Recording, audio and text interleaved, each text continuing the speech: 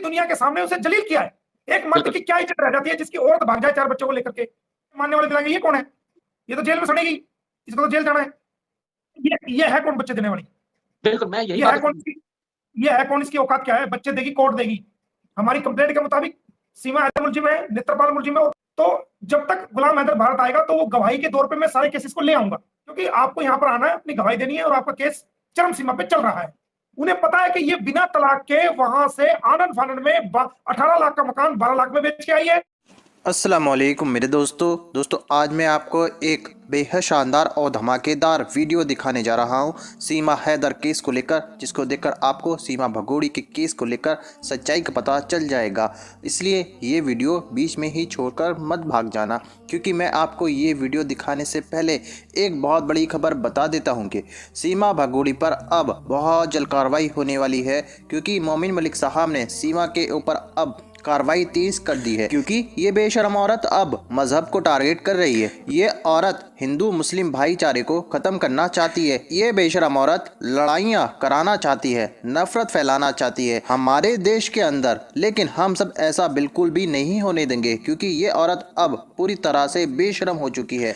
इस औरत ने अब आकर हद पार कर दी है, मुस्लिम मजहब को टारगेट कर रही है। जी हाँ दोस्तों, अब मैं आपको एक वीडियो दिखाने जा रहा हूँ सीमा भगोड़ी को लेकर, जो कि आपके होश उड़ा देगा। मगर ये वीडियो दिखाने से पहले मेरी आपसे गुजारिश है, आज का मेरा ये वीडियो पूरा एंड तक ज़रूर देखना, और अगर आप मेरे चैनल पर नए आए हो चैनल को ज़रूर सब्सक्राइब करना, साथ में इस वीडियो को ज़्यादा से ज़्यादा लोगों में शेयर ज़रूर करना। चलिए दोस्तों, पहले आप ये वीडियो देखिए, फिर आकर मैं आपसे बात करता हूँ। बल्कि मैं तो ये कहूंगा कि इतने भारत के मुसलमान नहीं खड़े गुलाम हैदर के सपोर्ट में, जितने हमारे सनातन के भाई, हमारी बहनें, हमारी माएं, बेटियां, हमारे बुजुर्ग, नौजवान, जितने हिंदू समाज के लोग इसका विरोध कर रहे हैं। क्योंकि हिंदू समाज के लोग समझते हैं, समझदार हैं। उन्हें पता है कि ये बिना तलाक के वहां से आनंद फानंद में 18 लाख का मकान 12 लाख में बेच के आई है। 3 लाख रुपए रिपेयर के नाम के जो भेजे थे वो लेके आई है। इसने ना केवल भारत के कानून को तोड़ा है, बल्कि इलीगल रिलेशन में ये रह रही है, और अपने इलीगल रिलेशन के लिए इस औरत ने अपने बच्चों की जिंदगी को भी दांव पे लगा दिया है, और गुलाम हैदर की हंसती खेलती जिंदगी को तबाह और बर्बाद कर दिया है। वो इसको कमा के देता रहा, इसने बदले में क्या दिया? धोखा दिया, फ्रेम किया, जालसाजी की, बेवफाई की, और उसकी जिंदगी को, उसकी हंसती खेलती लाइफ को, उसके घर को, उसके सब कुछ तो इसने तबाह कर दिया, और पूरी दुनिया के सामने उसे जलील किया है। एक मर्द की क्या इज्जत रह जाती है जिसकी औरत भाग जाए 4 बच्चों को लेकर के? देखिए, वो अभी अंधेरे में जी रही है। उसको अभी वो कहते हैं ना, नई नई मुसलमानी अल्लाह अल्लाह पुकारे, एक कहावत है, नई नई मुसलमानी अल्लाह अल्लाह पुकारे। जो नया नया मुसलमान कोई बना है ना, तो एक कहावत बुजुर्गों ने कही कि नई नई मुसलमानी अल्लाह अल्लाह पुकारे। तो अभी अंधेरे अंधेरे में है, अभी इसको भारत के कानून का पता नहीं है। भारत के वो ताकतवर लोग जिन्होंने कानून को तोड़ा, जिन्होंने गलत काम किए, जिन्होंने उसूलों को तोड़ा, अपनी ताकत में चूर होकर के, अपने घमंड में चूर होकर के, अपनी मौजूदा हैसियत का मिसयूज करके, जिन्होंने कानून को तोड़ा कि मेरा कौन क्या बिगाड़ लेगा, भारत के कानून ने उनको भी जेलों के अंदर किया। आप हिस्ट्री उठा के देख ले, बड़े बड़े डीजीपी, आईजीपी, सेंट्रल मिनिस्टर, खुद चीफ मिनिस्टर, और मौजूदा अभी आप देखिए एक एफआईआर दर्ज हुई दिल्ली के चीफ मिनिस्टर के खिलाफ, मिस्टर केजरीवाल, वो अंदर है। डिप्टी सीएम वो अंदर है। एक कैबिनेट, एक मंत्री दिल्ली सरकार का वो अंदर है। और बहुत सारे एमएलए, एमपी जो, या बड़े बड़े ऑफिसर जो अपने टाइम में अपने बड़ी बड़ी पोस्टों पर रहे और उन्होंने कानून का मिसयूज किया, या अपनी पोस्ट पे बैठ करके उनके दिमाग के अंदर यह बात आई कि हमारा कोई क्या बिगाड़ लेगा, आने वाले समय में वो लोग जेलों के अंदर गए, उनकी जमानत तक नहीं हुई। तो इसको भारतीय कानून के बारे में पता नहीं। अभी तो 2 ही बातें आती हैं इसको, मेरा इलीगल पति और मेरा कोई क्या बिगाड़ लेगा, और मेरा बाल नहीं उखाड़ सकता। अरे भाई, तेरे गंदे बाल का कोई करेगा क्या? तेरे गंदे बाल को कौन उखाड़ना चाहेगा? बदबूदार गंदे बाल को कौन उखाड़ना चाहेगा, ये बताओ। अरे भाई, जेल में जब तू जाएगी, जेल के अंदर बढ़िया मोटे मोटे मच्छर हैं, वो बाल भी उखाड़ेंगे और साथ में खाल भी उखाड़ेंगे। वो डिपार्टमेंट मच्छर डिपार्टमेंट है जेल का, वो काम उनको सौंपा गया है। हमारा काम किसी और का काम नहीं है कि बाल उखाड़ लेगा। अरे भाई, वो उखाड़ेंगे, और बाल भी उखाड़ेंगे और खाल भी उखाड़ेंगे, और आप जेल भी जाओगे जरूर। हो सकता है थोड़ा बहुत टाइम लगे, इलेक्शन का टाइम है भारत में, इलेक्शन का टाइम है, लोग इलेक्शन लड़ रहे हैं, बड़े बड़े नेता पार्टियां इलेक्शन लड़ रही है। तो ऐसे हालात में अगर सीमा को अंदर किया जाता है, तो मीडिया का सारा फोकस इलेक्शन से हटके इसकी तरफ हो जाएगा, सीमा की तरफ, या हमारी तरफ हो जाएगा जो हम इसको अंदर कराएंगे। तो ऐसे हालात में नेताओं की नेतागिरी खतरे में पड़ जाएगी। उनके इलेक्शन जो है वो, उनका कैंपेन जो टीवी और प्रचार के माध्यम से होता है, वो हो नहीं पाएगा। तो इसलिए हो सकता है वो इलेक्शन तक इसमें हाथ ना, या उनको कहा गया हो कि आप रुक जाइए भाई, इलेक्शन तक कम से कम रुक जाओ, या पुलिस को रोका गया हो, लेकिन हम कोर्ट से कार्रवाई कर रहे हैं, चाहे इलेक्शन हो या ना हो, कार्रवाई तो हम करेंगे। अब नहीं होगी, थोड़े दिन बाद होगी। भाई जो मौजूदा अधिकारी है ना, वो मौजूदा अधिकारी को, आपको पता है मैं कई बार हर टॉपिक्स पे अलग अलग लिख चुका हूं, वो मैंने टाइमली सभी पूरी दुनिया को बताया कि मैंने क्या लिखा है, किस बारे में लिखा है। तो वो अभी एक्शन नहीं ले रहे, मुझे लगता है कि उसकी वजह इलेक्शन हो सकते हैं। और अगर कोई ऐसा अधिकारी मुझे समझ में आया कि वो जानबूझ के कानून की वायलेशन कर रहा है, केस को दबा रहा है और एक्शन नहीं ले रहा, तो फिर मैं ऐसे अधिकारियों के खिलाफ भी कानूनी कार्रवाई कोर्ट से करूंगा। इसका हम क्या उखाड़ेंगे? इसका तो सब कुछ उखड़ा हुआ है पहले से ही। बचा क्या है जो हम उखाड़ेंगे भाई? क्या इंसान की इज्जत ही तो होती है। समाज में जीने के लिए पैसा ही सब कुछ नहीं है, धन दौलत सब कुछ नहीं है, घर मकान सब कुछ नहीं है। एक जीवन जीने के लिए सबसे बड़ी चीज है पैसा। पैसा किस लिए होता है? मकान, घर, दौलत, जमीन, सोना चांदी किस लिए होता है? कि अगर किसी इंसान की कभी इज्जत पे कोई बात आ जाए तो उस घर को बेच के वो अपनी इज्जत बचा सके। कोई धन है, उस धन को बेच करके वो अपनी इज्जत बचा सके। कोई पैसा रखा हुआ है तो उस पैसे को यूज करके वो वक्तन वक्तन जरूरत पड़ने पर इंसान अपनी जीने के लिए अपनी आबरू, अपनी इज्जत को बचा सके। इसलिए तो होता है। और जब इज्जत ही चली गई तो ऐसे धन का, दौलत का, मकान का, उसका क्या फायदा? आप बताओ। और इंसान धन दौलत मकान इकट्ठे कर सकता है, लेकिन इंसान की अगर एक बार इज्जत समाज में खराब हो जाए, दुनिया में खराब हो जाए, दुनिया के प्लेटफॉर्म पर खराब हो जाए, तो वो इज्जत करोड़ों अरबों रुपए में नहीं खरीद जा सकती। तो इसके पास बचा क्या है जो हम उखाड़ेंगे? इसके पास कुछ नहीं है भाई। इसने जिस वक्त अपने शौहर को धोखा दिया, जिसके 4-4 बच्चे इसने पैदा किए, इसने अपने देश को धोखा दिया, अपने रिश्तेदारों को धोखा दिया, अपने आप को धोखा दिया, अपने बच्चों को धोखा दिया। और तो और जो रीमा लाइव आई कल परसों, उसको भी आज ये कह रही है कि ये तो उसके बारे में गलत बोल रही है।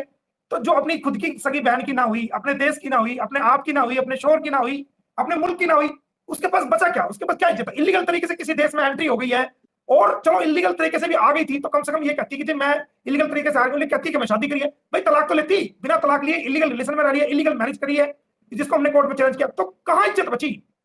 इज्जत कहां है? रोज दुनिया नेट पे देखेंगे, दुनिया कितनी गंदी गंदी बातें इसके बारे में लिख रही है, कितने गंदे गंदे और बुरे बुरे कमेंट इसके बारे में लिखे जा रहे हैं। लेकिन फिर भी बेशर्मों की तरह जो है वो हंस के लाइव आना और वो वीडियो बनाना, मतलब ये कोई लाइफ है क्या? ये जिंदगी कोई ऐसी जिंदगी है कि जो इंसान अपनी लाइफ, अपनी जिंदगी को, अपनी इज्जत को दांव पे लगा दे? है क्या है? तो इसके पास है क्या? हम उखाड़ेंगे? इसके पास तो कुछ है ही नहीं सर। असल में जब इसकी बातें, एक इंसान की इज्जत ही होती है, वो इसके पास है नहीं। और हम क्यों उखाड़ेंगे? हम तो इसको जेल कराएंगे, हमारा मकसद इसको जेल कराना है। इसने ऐसा काम किया है जिसकी वजह से न केवल गलत संदेश भारत में गया है, बल्कि दुनिया के हर घर के अंदर गलत संदेश गया है। हमारी बहनों, माओ, बेटियों के अंदर भी गलत संदेश गया है। अगर बच्चों को ये नुकसान नहीं पहुंचा सकती, न ये अपने आप को पहुंचा सकती, ये पूरी धमकी है इसकी, ब्लैकमेलिंग है, दबाव बना रही है। ये प्रशासन पे दबाव बनाने की कोशिश है, सरकार पे दबाव बनाना चाह रही है, हम पे, सब पे, देखने वालों पे दबाव बनाने की कोशिश है। कुछ नहीं करेगी ये सबसे बड़ी डरपोक है। और ये पाकिस्तान जाना क्यों नहीं जाना चाहती? इसको पता है कि अगर तू वहां चली गई तो वहां की सरकार तुझे जेल के अंदर डालेगी और हो सकता है तुझे फांसी भी हो जाए, जिस हिसाब से इसने वहां के कानून के अकॉर्डिंग देशद्रोह का काम किया है। तो इस डर की वजह से तो ये जानी गई, जान बचाने के लिए, जान बचाने के लिए नहीं जानी ना। तो ये कोई धमकी है, और कोई ये इस प्रकार का कोई नुकसान अपने आप को नहीं पहुंचाएगी। ये पूरा गुमराह कर रही है। अगर इसको बचाना होता तो सबसे पहले बचा लेती। एफआईआर दर्ज होगी इसके खिलाफ, एपी सिंह के खिलाफ एफआईआर दर्ज होगी। वो मुलजिम है, उसने बच्चों का, मुस्लिम बच्चों का बिना उसके बायोलॉजिकल फादर की सहमति के और कानून की पालना किए बिना, एक कानून का गाता होने के बावजूद स्पेशल प्रोग्राम ऑर्गेनाइज करके उन बच्चों का धर्म परिवर्तन कराया और देश को गुमराह कराया। तो वो मुलजिम है। हमारी कंप्लेंट के मुताबिक सीमा हैदर मुलजिम है, नेत्रपाल मुलजिम है। और थोड़ा सा धैर्य रखे, जहां आपने इतना पेशेंस रखा है और आपने हिम्मत दिखाई है, आपने पूरे टाइम का सामना किया है। अब वो बुरा टाइम का समय जाने वाला हो गया है। अब जो बुरा टाइम है उसका समय जाने वाला हो गया है। अब अच्छा टाइम आने वाला है और जल्द मैं उसको भारत बुला रहा हूं, क्योंकि मेरी कानूनी प्रक्रिया इस मोड़ पे आ रही है कि मुझे उसकी जरूरत पड़ेगी और मैं उस कानूनी प्रक्रिया को बहुत तेजी से कर रहा हूं।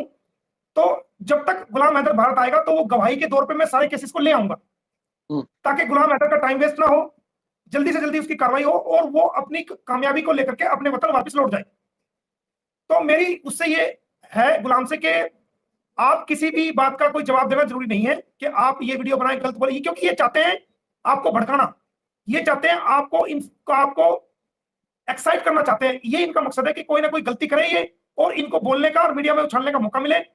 और इंसान कहीं ना कहीं देखो, जब जिसको जख्म होता है और कोई तकलीफ होती है, और जब उसको एक्साइट किया जाता है, उसको भड़काया जाता है, तो वो कहीं ना कहीं गुस्से में कोई ना कोई ना चाहते हुए भी कोई गलती कर देता है। बिल्कुल सर। तो मेरी इससे ये रिक्वेस्ट है कि आप थोड़ा सा धैर्य रखें। भारत में आप आ रहे हैं, और जब आप भारत में आएंगे तो आप देखेंगे कि 1000 से ज्यादा मीडिया चैनल्स आपको कवर करेंगे, आपकी बात को दुनिया के सामने रखेंगे, और आपकी हर चीज को दुनिया के सामने वो लाएंगे। तो ये मीडिया कवरेज और जो लाइव आना, ये अपनी बात को लोगों तक पहुंचाने का एक जरिया है। आप अपनी बात पहुंचा रहे हैं, बहुत अच्छी बात है, लेकिन साथ साथ आप अगर कोई आपको भड़काए तो आप भड़के ना, बहुत शांत स्वभाव से अपनी बात रखें। अपनी बात रखने में कोई दिक्कत नहीं है, लेकिन आप शांत स्वभाव से अपनी बात रखें, अपनी बात का जवाब दे सकते हैं आप। और जल्दी आपको भारत आना है तो आप उसी हिसाब से जो है अपने स्टेप बाय स्टेप सोच समझ के लें, क्योंकि आपको यहां पर आना है, अपनी गवाही देनी है, और आपका केस चरम सीमा पे चल रहा है। ये है कौन बच्चे देने वाली? बिल्कुल, मैं यही ये है बात कौन ये है कौन, इसकी औकात क्या है? बच्चे देगी, कोर्ट देगी, माननीय न्यायालय, ऑनरेबल कोर्ट बच्चे देगी, भारत की सरकार दिलाएगी, भारत के लोग दिलाएंगे, हम दिलाएंगे, इंसानियत के मानने वाले दिलाएंगे। ये कौन है? ये तो जेल में सड़ेगी, इसको तो जेल जाना है। दोस्तों देखा आपने ये वीडियो, मुझको पूरी उम्मीद है ये वीडियो आपको बेहद पसंद आया होगा। दोस्तों अब भगोड़ी नहीं बचेगी मोमिन मलिक साहब के हाथों से, क्योंकि मोमिन मलिक साहब ने अब अपनी कार्रवाई तेज कर दी है, क्योंकि ये भगोड़ी अब ये हिंदू मुस्लिम भाईचारे को ख़त्म करना चाहती है। दोस्तों ये भगोड़ी हिंदुस्तान के लोगों को ही गालियां दे रही है। दोस्तों आपकी क्या राय है इस वीडियो के बारे में, मुझको कमेंट बॉक्स में आकर कमेंट कर ज़रूर बताना। दोस्तों आज की वीडियो में बस इतना ही, मैं फिर मिलूंगा ऐसे ही दूसरी वीडियो के साथ, तब तक के लिए खुदा हाफिज़।